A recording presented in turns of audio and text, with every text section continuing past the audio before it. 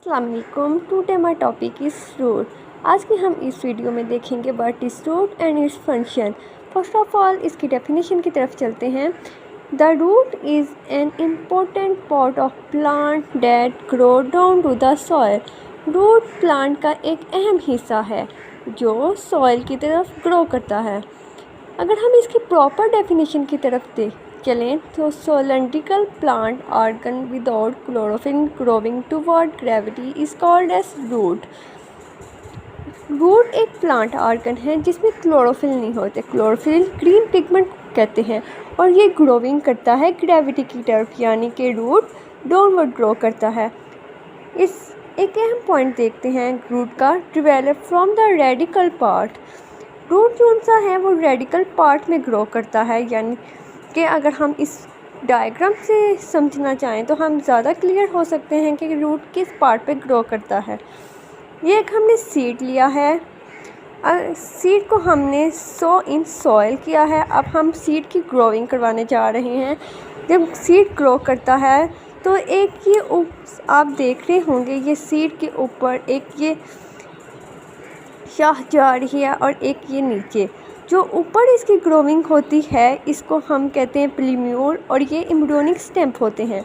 और जो हम अगर नीचे डाउनवर्ड की तरफ देखें तो ये होती है रूट और इसकी ग्रोथ रूट की हो रही है रेडिकल पार्ट में और रेडिकल पार्ट को हम कहते हैं एम्ब्रियोनिक रूट। अब ये इसी तरह सीड की ग्रोविंग होती है और रूट जो सी है वो नीचे की तरफ ग्रो करता है।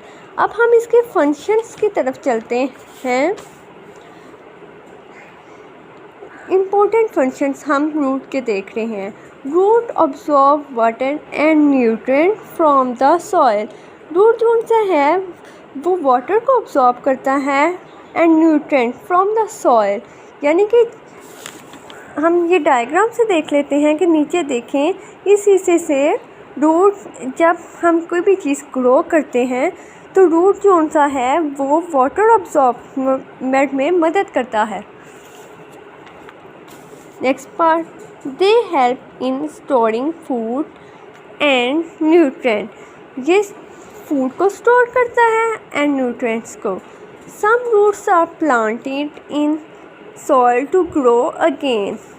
जो कुछ रूट्स ऐसी होती हैं जिन्हें हम दोबारा से ग्रो करवा सकते हैं और इसको हम रिप्रोडक्शन भी कहते हैं।